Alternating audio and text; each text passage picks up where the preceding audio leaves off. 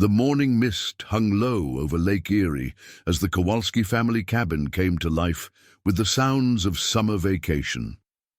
It was July 15th, 1995, and the weathered wooden structure that had sheltered 3 generations of family gatherings creaked gently in the humid Buffalo air. Inside, 12-year-old Emma Kowalski was already awake, her blonde hair tangled from sleep as she peered out the window at the grey waters stretching endlessly toward Canada. Her cousin Lily, just 10 years old with the same bright blue eyes that ran in their Polish-American family, was still curled up in the bottom bunk, clutching a worn, stuffed rabbit. The girls had been looking forward to this weekend for months. Their mothers, Patricia and Helen Kowalski, were sisters who had grown up spending summers at this very cabin, built by their grandfather in 1952, when he'd saved enough from his job at the steel plant. Now they were continuing the tradition with their own daughters, hoping to create the same magical memories that had sustained them through decades of buffalo winters.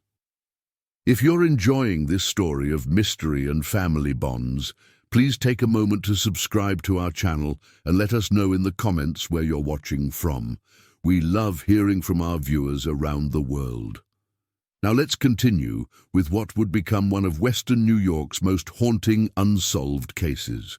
Patricia was already in the kitchen, the aroma of coffee mixing with the musty scent of old wood and lake air. She could hear her husband David outside, checking the small motorboat they'd brought up from the city.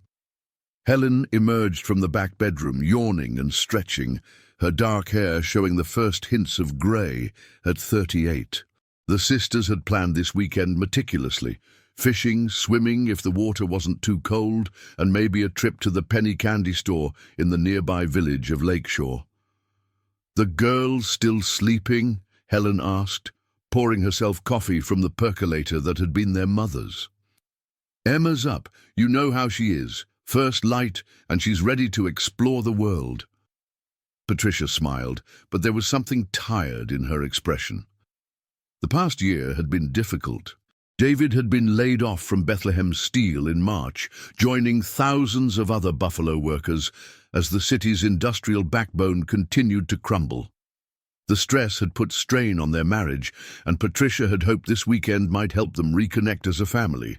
By 9 o'clock, both girls were dressed and practically vibrating with excitement.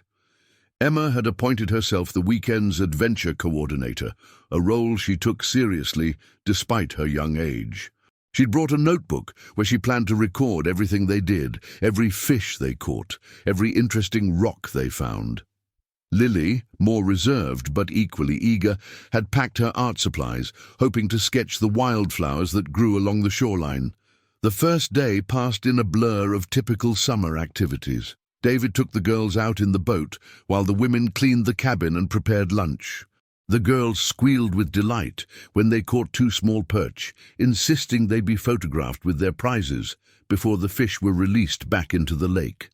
That evening, they roasted hot dogs over a fire pit, and Helen told ghost stories that made Lily clutch Emma's arm, though she begged for more. It was during breakfast on Sunday morning that Emma announced her plan. "Lily and I want to take the canoe out to Willow Island," she declared, referring to a small, tree-covered island about half a mile from shore. The adults had paddled there the day before, and the girls had been fascinated by what they called its secret beach, a tiny strip of sand hidden behind a curtain of drooping willow branches. David looked up from his eggs, frowning. "That's pretty far for you girls to paddle alone." "We're good swimmers," Emma protested, "and we'll wear life jackets." "Please, Uncle David, we just want to explore for a little while." Helen exchanged a glance with her sister. Both girls were indeed strong swimmers, products of years of lessons at the Buffalo Athletic Club. Emma, in particular, had always been fearless in the water, more comfortable diving beneath the surface than many adults. The island wasn't that far, and the weather was perfect, sunny with barely a breeze. "I don't know," Patricia said, but her tone suggested she was wavering. "What if something happens?" "Nothing will happen," Emma said with the absolute confidence of a 12-year-old. "We'll be back in 2 hours, 3 tops. We just want to collect some of those pretty stones we saw yesterday." After 15 minutes of negotiation, the adults relented, but with strict conditions. The girls had to stay together at all times, wear their life jackets even on the island, and be back by 2 o'clock sharp. They were given a whistle to blow if they got into trouble, and David made them promise to stay in the shallow water near the beach. At 11:30 a.m., Emma and Lily pushed the red aluminum canoe into the calm waters of Lake Erie. The adults watched from the cabin's deck as the girls paddled steadily toward Willow Island, their orange life jackets bright against the blue-grey water. Helen waved, and both girls turned to wave back, their laughter carrying across the water on the still air. That was the last time anyone saw Emma and Lily Kowalski alive. When 2 o'clock came and went with no sign of the girls, David launched the motorboat. Patricia and Helen stood on the shore, hands shading their eyes as they scanned the water. "They probably lost track of time," Helen said, but her voice was tight with worry. David reached Willow Island in less than 10 minutes. The red canoe was pulled up on the small beach, exactly where responsible children would have left it. But there was no sign of Emma or Lily. He called their names until his voice was hoarse, pushing through the thick curtain of willow branches, searching every inch of the tiny island. It was perhaps 50 yards long and 30 yards wide. There was nowhere to hide.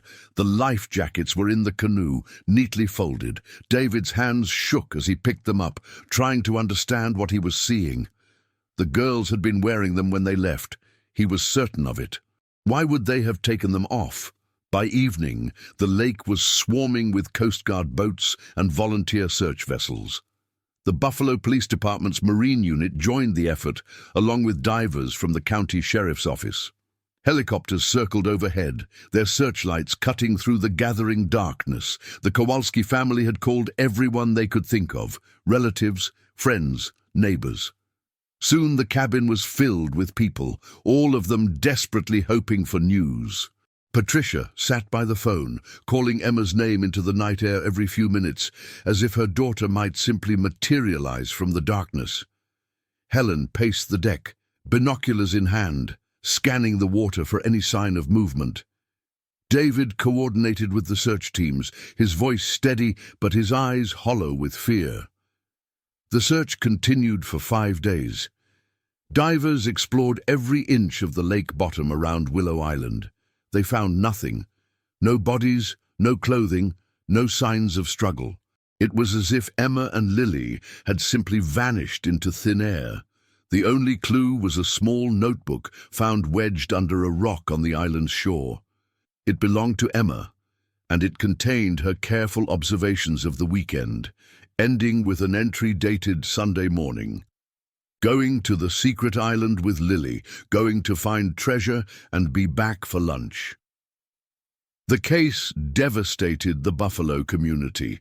Emma and Lily's disappearance made national news, and for weeks the lake was filled with volunteers searching for any trace of the missing girls. Psychics called with visions, conspiracy theorists proposed elaborate kidnapping scenarios, and well-meaning but misguided citizens reported sightings from as far away as California. But as summer turned to autumn, and autumn to winter, the searches became less frequent. The case remained open, but with no new leads, it gradually faded from the headlines. The Kowalski family was left with questions that seemed to have no answers, and a grief that threatened to consume them all. Patricia and David's marriage didn't survive the loss. They divorced 2 years later, both unable to bridge the chasm of blame and sorrow that had opened between them. Helen threw herself into volunteer work with missing children's organizations, while David moved to Florida, unable to bear another Buffalo winter without his daughter's laughter to warm the cold months. The cabin was sold in 1998. None of the family could bring themselves to return to the place where their world had shattered. It sat empty for several years before being purchased by a retired couple from Rochester who had no knowledge of its tragic history. As the years passed, Emma and Lily's disappearance became local legend.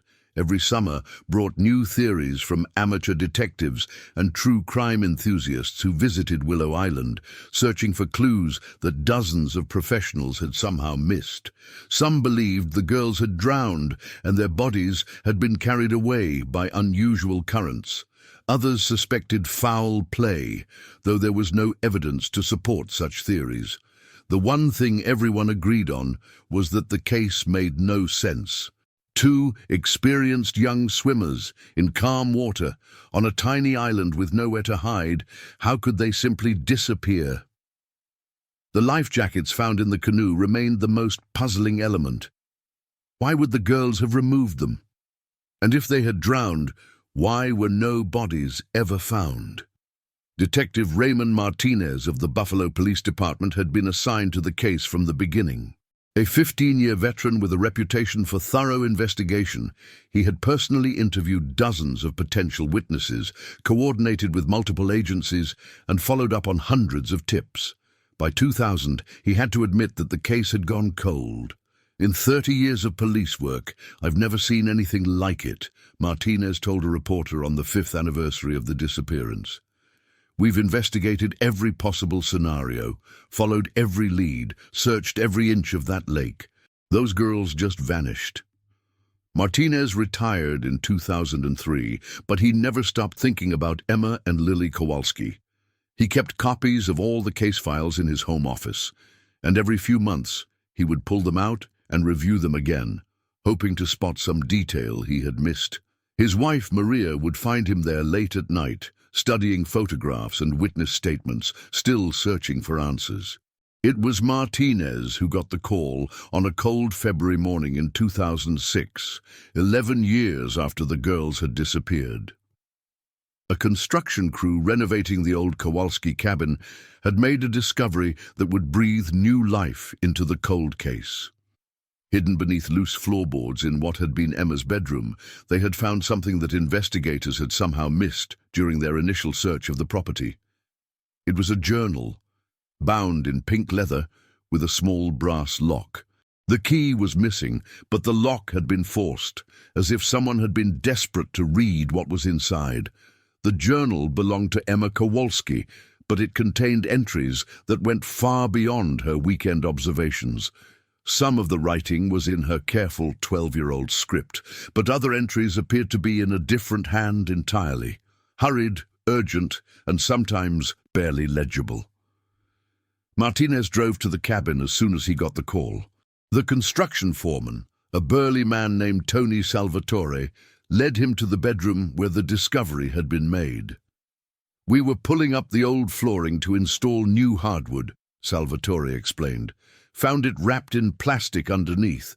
Looked like it had been there for years." Martinez carefully examined the journal, his heart racing as he realized what he was holding.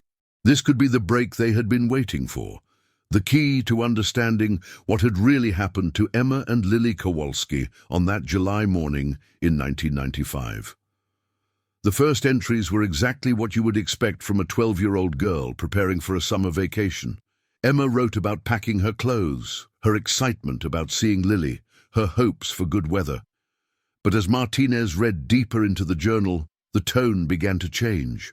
There were entries that seemed to have been written after the girls had supposedly disappeared, entries that described events no one else knew about, entries that suggested Emma and Lily's disappearance might not have been what it appeared to be. One entry, dated July 16th, the day after the girls vanished, was particularly troubling. "We can't go back. Not yet.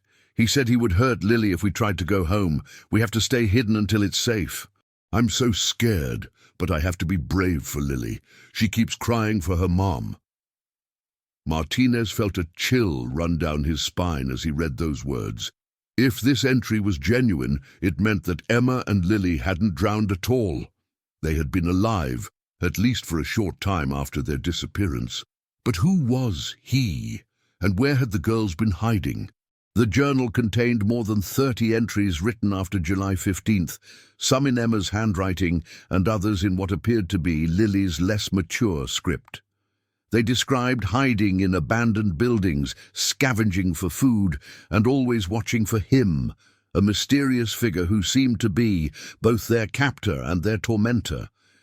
But as Martinez continued reading, he noticed something that made his blood run cold. The handwriting began to deteriorate as the entries progressed, becoming more erratic and desperate. The final entry, dated September 3rd, 1995, was barely legible. "Lily is sick. Really sick. I don't know what to do. He won't let us get help. I think she's going to die. I think we're both going to die. If someone finds this, please tell our moms we love them. Tell them we tried to come home." Martinez immediately called in a handwriting expert, a forensic psychologist, and every available detective in the department. If this journal was authentic, it meant that Emma and Lily Kowalski had survived their initial disappearance, only to meet an even more tragic fate at the hands of an unknown abductor. But as the investigation deepened, troubling questions began to emerge. The journal had been found in Emma's bedroom at the cabin, a room that had been thoroughly searched multiple times in 1995. How had investigators missed it? And if the girls had been kidnapped, how had Emma managed to return to the cabin to hide the journal without being seen? Dr. Elizabeth Chen, a forensic psychologist brought in to analyze the journal, raised another disturbing possibility. The deterioration in handwriting, the increasingly desperate tone. These could be signs of severe psychological trauma, she explained to Martinez. But they could also indicate that the journal was written by someone else, someone trying to create a false narrative about what happened to the girls. The handwriting analysis proved inconclusive. While certain letter formations and pen pressure patterns matched samples of Emma and Lily's writing from school, other elements seemed inconsistent. The expert concluded that the journal could have been written by the girls, but it was also possible that someone had studied their handwriting carefully enough to create a convincing forgery. Martinez found himself facing a puzzle even more complex than the original disappearance. Was the journal a genuine record of Emma and Lily's final weeks, proof that they had been kidnapped and held captive? Or was it an elaborate hoax created by someone with intimate knowledge of the case and access to the cabin? As news of the journal's discovery spread, the Kowalski case was thrust back into the spotlight. Patricia, now remarried and living in Denver, flew back to Buffalo to meet with investigators. She was shown photocopies of the journal entries, and her reaction was immediate and visceral. "That's Emma's handwriting," she said, tears streaming down her face as she read her daughter's words. "I know my baby's writing. She was alive. She was trying to come home to me." But Helen, Lily's mother, had a different reaction. Something about the journal troubled her, though she couldn't quite articulate what it was. "Lily never wrote like this," she told Martinez, pointing to one of the entries attributed to her daughter. "She always dotted her I's with little hearts. She had since she was 6 years old. There are no hearts anywhere in this journal." The investigation took on new urgency as Martinez and his team tried to identify the mysterious him referenced throughout the journal. They re-interviewed everyone who had been at the lake that weekend, expanded their search to include registered sex offenders in the area, and even consulted with FBI profilers who specialized in child abduction cases. But as weeks turned to months, the investigation seemed to raise more questions than it answered. The journal had been subjected to every test available: ink analysis, paper dating, even attempts to lift fingerprints from the pages. The results were frustratingly ambiguous. The journal appeared to be from the mid-1990s, and the ink matched pens commonly available at that time, but there were no fingerprints other than those of the construction workers who had found it. Martinez was preparing to retire again, this time permanently, when he received a phone call that would change everything. It was from Dr. Michael Thompson, a linguistics professor at the University at Buffalo who had been following the case in the media. Thompson had noticed something in the journal entries that everyone else had missed, something that could finally provide the answers the Kowalski family had been seeking for over a decade. "Detective Martinez," Thompson said, his voice barely containing his excitement, "I think I know who wrote that journal. And if I'm right, Emma and Lily Kowalski may still be alive." The revelation that would finally solve the mystery of the Kowalski girls' disappearance came from an unexpected source, a graduate student in Thompson's linguistics program who had been studying regional dialects in western New York. Jennifer Walsh had grown up in the small town of Lakeshore, just 5 miles from where the Kowalski cabin had stood, and she recognized something in the journal entries that no one else had noticed. "It's the way certain words are spelled," Walsh explained to Martinez during an emergency meeting at the university. "Look at this entry where Emma writes about being scared instead of scared. That's not a mistake a 12-year-old Buffalo girl would make. But it's exactly how my grandmother used to talk. She was from Appalachia originally, came north to work in the factories during World War II. Thompson nodded, spreading photocopies of the journal across his desk. "Jennifer's right. There are several linguistic markers throughout these entries that are inconsistent with how Emma and Lily would have spoken. But they are consistent with someone from a very specific geographical and generational background." Martinez felt his pulse quicken. What kind of background? "Someone who grew up speaking a rural Appalachian dialect, probably from eastern Kentucky or West Virginia, born sometime in the 1930s or early 1940s, Thompson explained. "The linguistic patterns are very distinctive. The use of unanswered, the way past tense verbs are formed, even the sentence structure. Whoever wrote this journal was unconsciously reverting to speech patterns learned in childhood." The implications were staggering. If Thompson was correct, the journal was indeed a forgery, but not the kind anyone had suspected.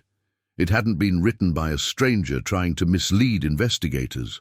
It had been written by someone who knew Emma and Lily personally, someone who had been present during the original investigation, someone who had access to the cabin for years after the girls disappeared. Martinez immediately began cross-referencing the linguistic profile with everyone who had been involved in the case. The list was long: family members, neighbors, search volunteers, even some of the investigators themselves. But one name kept rising to the top: Harold Brennan, the elderly caretaker who had been hired by the cabin's new owners in 1999. Brennan was 71 years old, a widower who had moved to the Buffalo area in the 1960s after spending his youth in the coal mines of eastern Kentucky. He was known around Lakeshore as a quiet, helpful man who kept to himself and did excellent work maintaining the summer properties along the lake. He had been the one to suggest that the new owners renovate the Kowalski cabin, and he had supervised much of the work himself. When Martinez and 2 other detectives arrived at Brennan's small house on the outskirts of Lakeshore, they found him sitting on his front porch as if he had been expecting them. He was a small, weathered man with calloused hands and eyes that held decades of secrets. "I reckon you found that journal," Brennan said before Martinez could speak. His voice carried the same Appalachian inflections that Thompson had identified in the diary entries. Martinez cautiously approached the porch. "Mr. Brennan, we need to ask you some questions about Emma and Lily Kowalski." Brennan nodded slowly, his gaze fixed on the lake visible in the distance. "I've been waiting 11 years for someone to come asking the right questions. Figured when they found that journal, it wouldn't be long." "Did you write the journal, Mr. Brennan?" There was a long silence, broken only by the sound of waves lapping against the shore. Finally, Brennan spoke, his voice barely above a whisper. "I wrote it, every word. But I want you to understand something, Detective. I never hurt those girls. Not Emma, not little Lily. What happened to them, but it wasn't supposed to happen." Martinez felt his heart pounding as he realized they were finally going to learn the truth about one of Buffalo's most haunting mysteries. "What did happen, Mr. Brennan? Where are Emma and Lily?" Brennan stood up slowly, his arthritic joints protesting. "They're safe. Least they were the last time I saw them, but I expect they're grown women now with families of their own. They probably don't even remember the names Emma and Lily Kowalski." The story that Harold Brennan told over the next 3 hours was unlike anything Martinez had heard in his decades of police work. It was a tale of desperation, misguided love, and a split-second decision that had spiraled far beyond anything the old man had ever intended. Brennan had been working as a handyman around the lake that summer of 1995, doing odd jobs for the various cabin owners. He had noticed the Kowalski family immediately, 2 beautiful little girls who reminded him painfully of his own granddaughter, Sarah, who lived with his estranged daughter in California.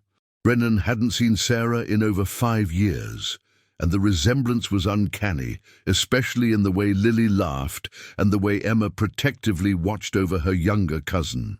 On that Sunday morning, Brennan had been working on a dock repair about a quarter-mile from Willow Island when he saw the girls paddling toward the island. He watched through binoculars, planning to keep an eye on them to make sure they stayed safe. But what he witnessed next filled him with horror. A man in a small fishing boat had approached the island shortly after the girls arrived. Brennan couldn't see clearly from his distance, but he could tell that something was wrong. The man seemed to be threatening the girls, forcing them into his boat.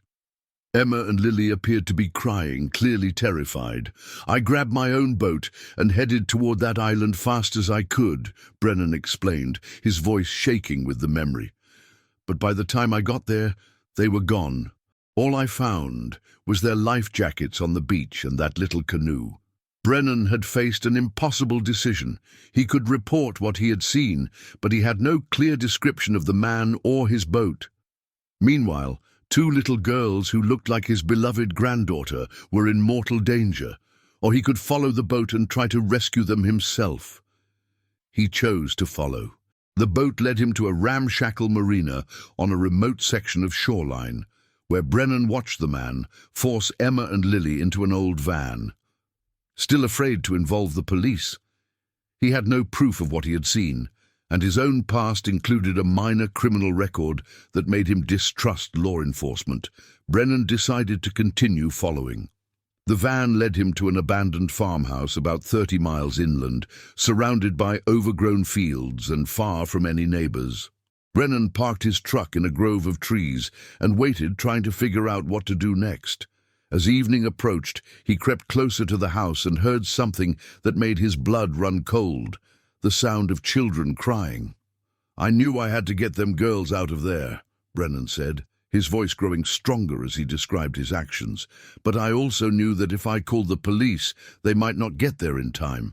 That man, I could tell he was planning to hurt them bad." Using skills learned during his brief military service in Korea, Brennan waited until the kidnapper fell asleep, then broke into the farmhouse. He found Emma and Lily tied up in a basement room, terrified but unharmed. The kidnapper, who Brennan later learned was a drifter named Clayton Myers with a history of violence against children, had been drinking heavily and was passed out upstairs. Brennan quickly freed the girls and led them to his truck. But as they were driving away, Emma made a desperate plea that changed everything. "She begged me not to take them home," Brennan explained. "Said that man knew where they lived, knew their families. She was convinced he would come after them again, maybe hurt their parents too. She was just 12 years old, but she was thinking like a grown-up, trying to protect everyone she loved."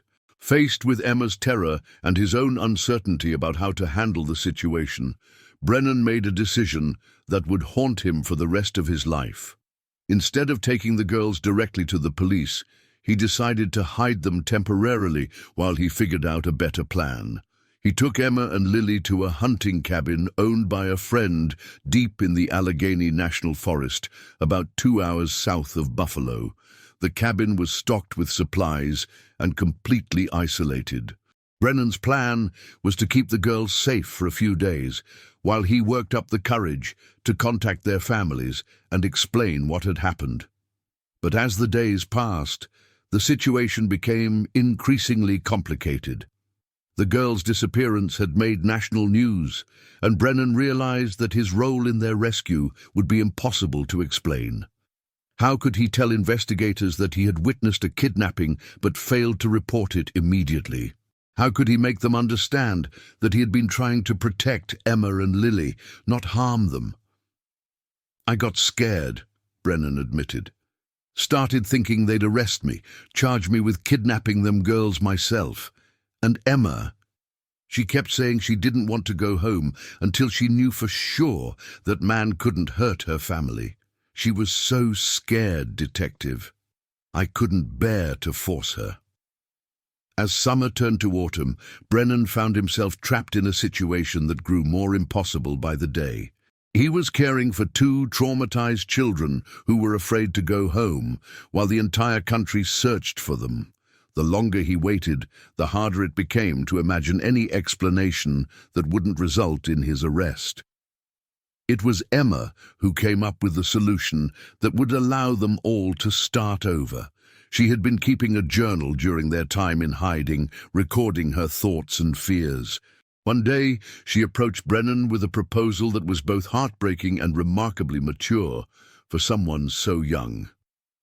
She said they couldn't go back to being Emma and Lily Kowalski, Brennan explained. Said too much had happened, and their families would never feel safe again.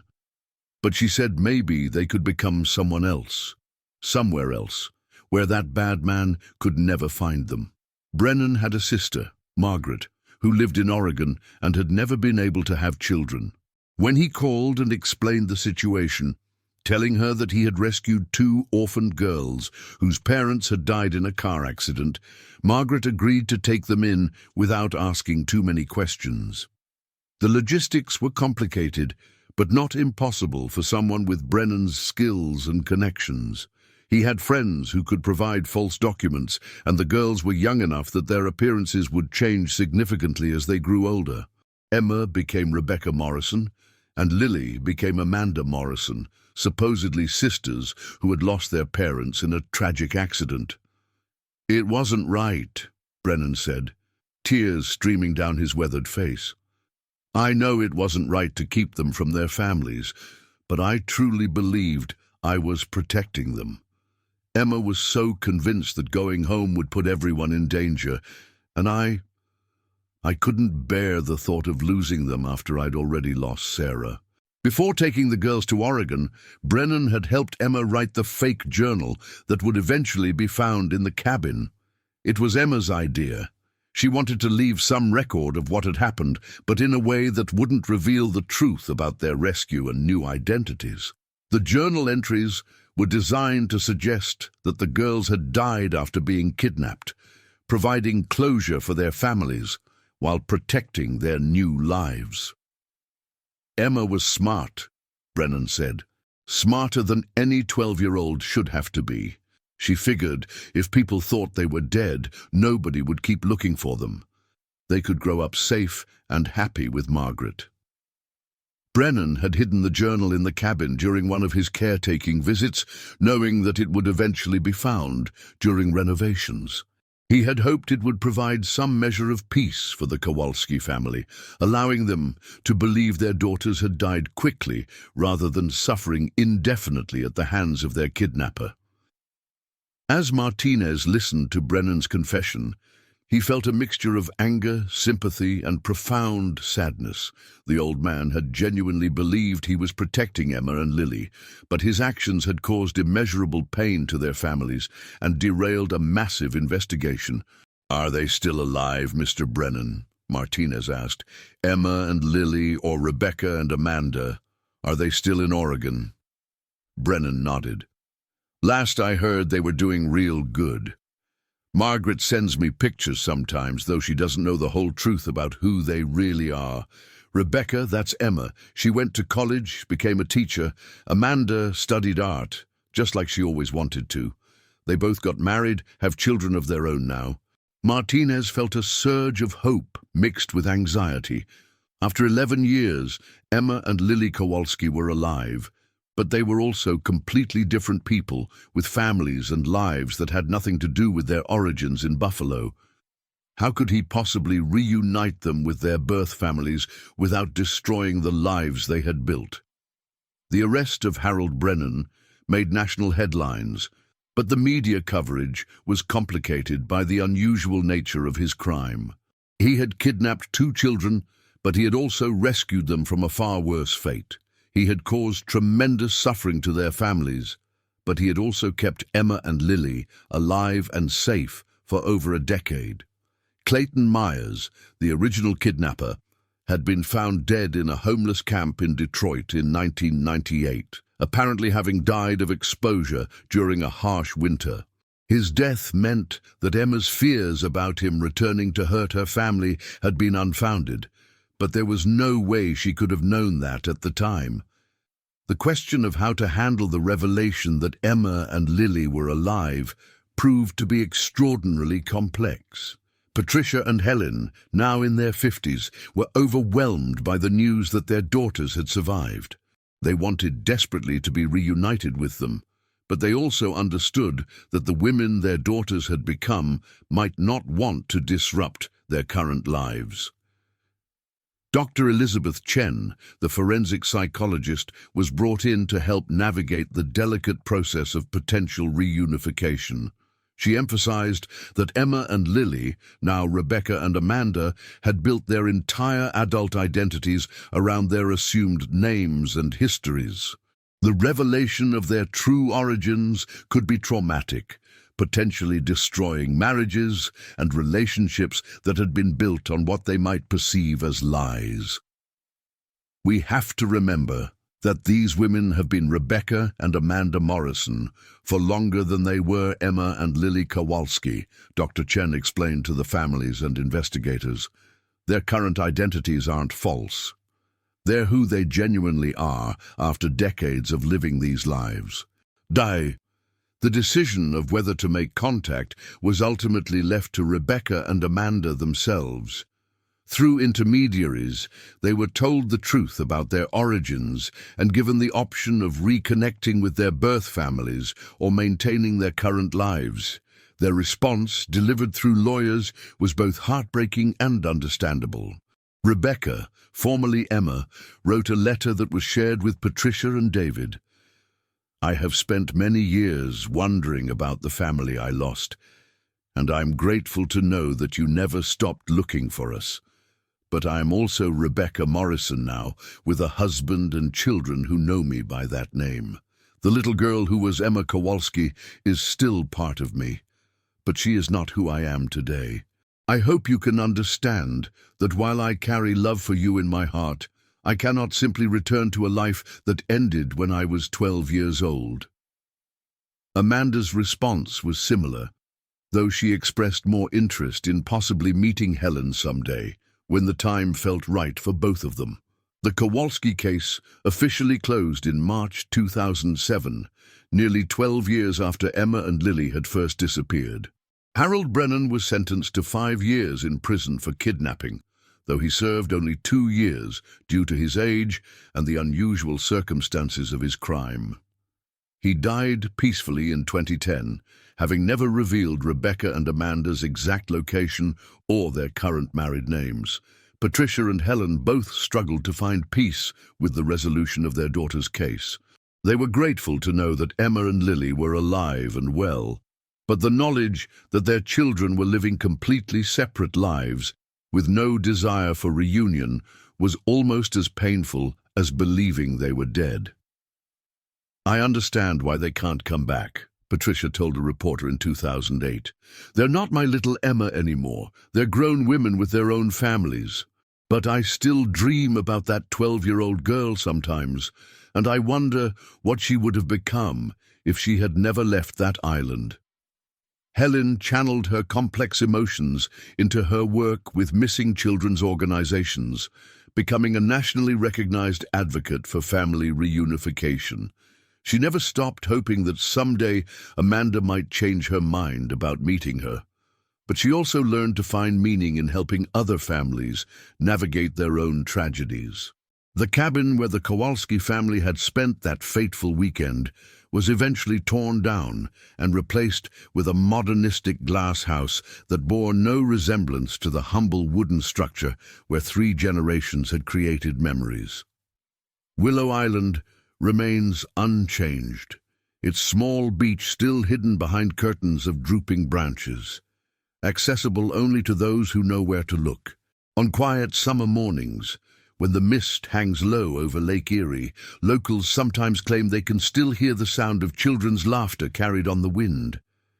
It's probably just the call of seabirds or the splash of fish jumping, but the romantic notion persists that somewhere, somehow, Emma and Lily Kowalski are still playing on that secret beach, forever 12 and 10 years old, forever safe from the dangers of the world. The truth, of course, is both more complex and more hopeful. Rebecca Morrison teaches 3rd grade at an elementary school in Portland, Oregon, where she is known for her patience with troubled children and her ability to help them feel safe in her classroom. She has never told her husband or her 2 teenage sons about her origins, though she sometimes catches herself humming Polish folk songs that her grandmother taught her during those long-ago Buffalo summers. Amanda Morrison became a successful children's book illustrator, specializing in stories about family and belonging. Her artwork often features lakes and islands, though she has never been able to explain why these settings feel so familiar and comforting to her. She lives quietly in a small Oregon town with her artist husband and their adopted daughter, having found peace in creating the kind of stable, loving home she remembers from her earliest years. Both women carry within them the memory of that summer morning when they paddled across Lake Erie toward what they thought would be a few hours of adventure. They remember the terror of their kidnapping, the kindness of the old man who rescued them, and the difficult decision to leave their old lives behind. But they also remember the love of the families they left behind, and sometimes, in quiet moments, they wonder what Patricia and Helen are doing, whether they found happiness despite the tragedy that tore their family apart. The Kowalski case remains a cautionary tale about the complexity of human motivation and the unintended consequences of even well-meaning actions. Harold Brennan genuinely believed he was protecting Emma and Lily, but his decision to hide them from their families caused decades of unnecessary grief. Emma and Lily, faced with impossible choices at far too young an age, made decisions that seemed reasonable at the time, but created a lifetime of separation from those who loved them most.